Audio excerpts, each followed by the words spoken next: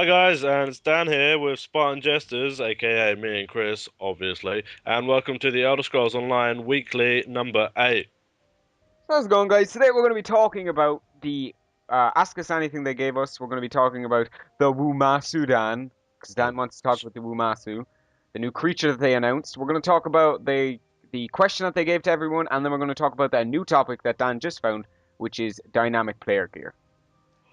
So Dan, let's get it kicked off with the questions. So the first question comes in from Jara Sam, and he asks, which crafting professions will be available in the Elder Scrolls Online, and what do they allow me to create? And the answer being, in the Elder Scrolls Online, you can choose from 5 crafting professions which allow you to make a variety of useful items, enchants, and equipment. Each of the crafting professions are reminiscent of ones you've seen in previous Elder Scrolls games. These are weaponsmithing, which will let you create all weapon types, obviously. Armor No, smiths. no, really? I thought you'd create fishing rods with it. Oh, well, I'm sorry, but this is what confuses me because enchanters can make staffs, but aren't staffs weapons? No, because you need the soul shards to make stuff. So So weaponsmiths can't make staffs. apparently not. Anyway, They continue. can make all of them. Right. Continue. Armors make armors, alchemists make potions, and provisioners make provisions. Which is Food and food drink. and drink. But Yeah. that's a new thing because you haven't been able to make actual drinks in the Elder Scrolls. Yeah, so So that's that could new. be interesting, especially if we can make some See, because if the uh, alchemist already cabbage and makes, ham. that'd be nice. If the alchemist already makes potions, what kind of drinks do you need? Beer? I don't know, they might be just like buffs. Potions might just be.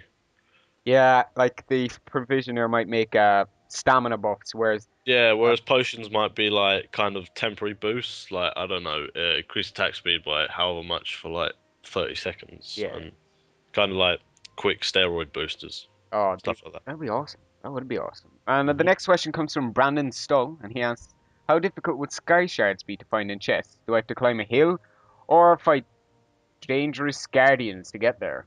That's what he says. Yeah, this is a good question because obviously, if they're too easy, then you might just go around just talking to people and get all Now, the skills. first off, for people that don't know, apparently you need to get 3 sky shards to get 1 skill point.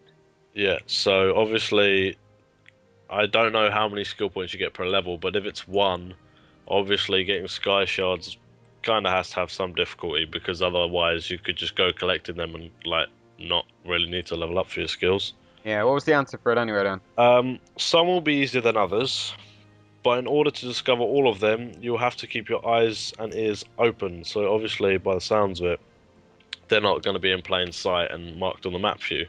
Some are guarded, some are simply tucked away, and some are out in the open. Those who are willing to explore will be rewarded for their efforts. So it's just like Guild Wars where there was some skill points that you had to climb jumping puzzles to get there, whereas there was just some hidden away, and then there was some just out in the open.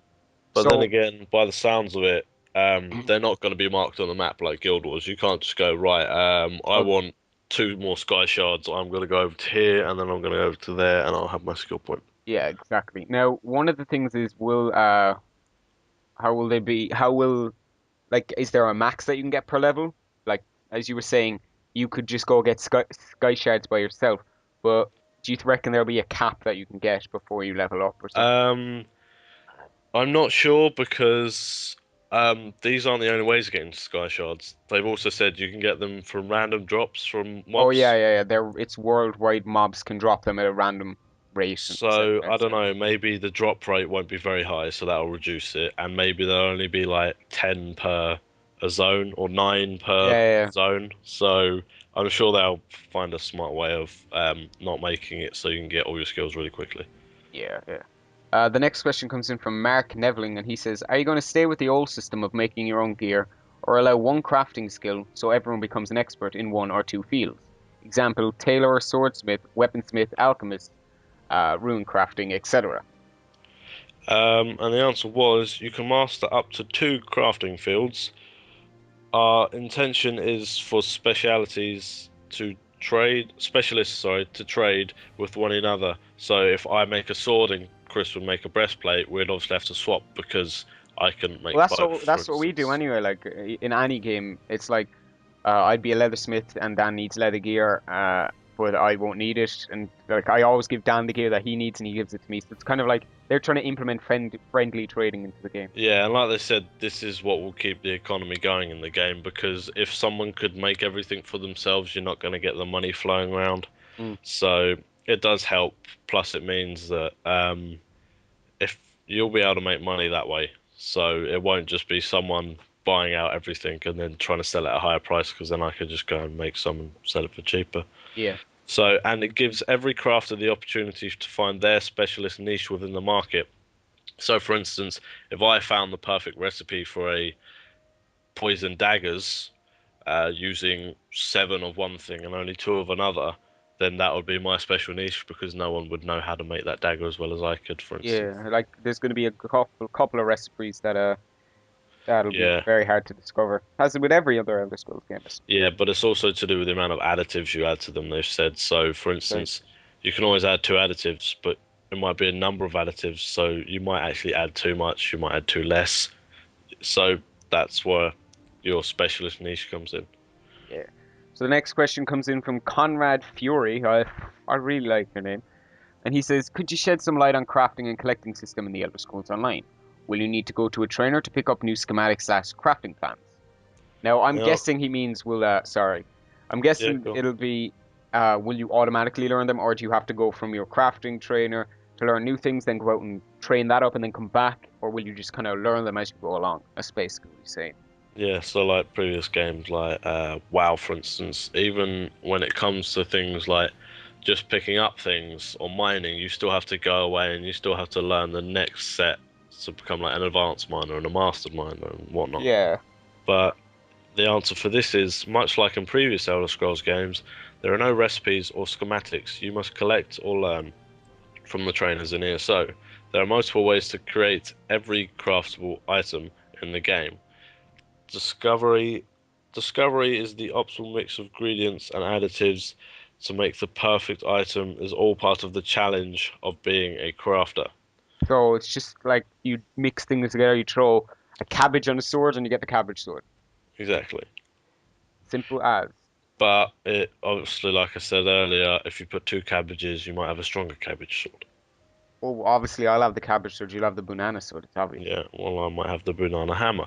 But the interesting thing is they said there's multiple ways to create every craftable item. So I don't know, but maybe you'll be able to make two similar items by I'm not sure using different additives. I don't know. There might be more than one way, like they said. Yeah, hopefully. The next question, and the final one that we chose, is from Tom Jennings, and he says, in the video you mentioned for fishing, in the video you mentioned the different baits that will let you catch different fishes. Can you elaborate? The answer is there's a strategy to fishing in the Elder Scrolls Online. In simple terms, different types of bait attract different types of fish. If you can figure out what type of bait the fish likes in the fishing hole you found, you improve your chances of landing the big one. Now, first off, guys, once the Elder Scrolls comes out, I will be making a series, and it will be called Fishing with Chris. And because I am a huge fisherman in real life, and I'm very fond to see what they do with the Elder Scrolls Online in terms of bait, different types of rods, well, to some extent, and to locations. Will it actually be the same as real life would work? To the some degree. Obviously, you won't have massive fish and crabs coming after you.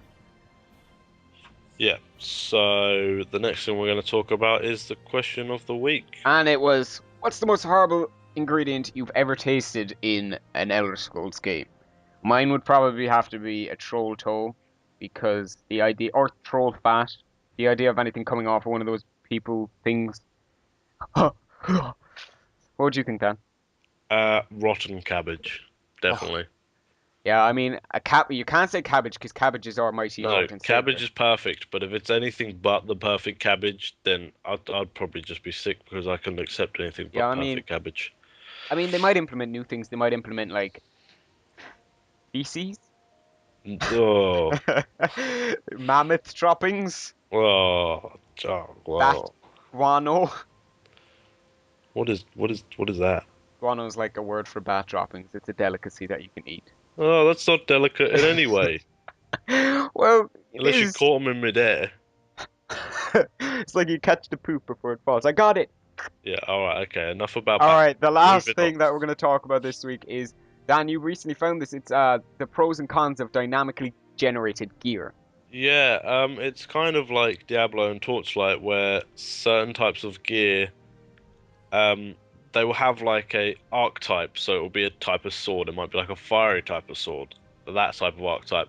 But the stats beyond that will be randomly generated. So, for instance, if we're talking about having like strength and dexterity and stamina and things like this, if I found one, it might have like two strength and a dexterity, where Chris might find one that has like three dexterity and a stamina and some intellect on it. Yeah. But they would all be a sword that does this amount of damage per second and have +3 fire. So there's kind of going to be no cookie cutter builds or best in slot items. So you won't be saying, "Oh, guys, he doesn't have the banana sword. He can't raid with us."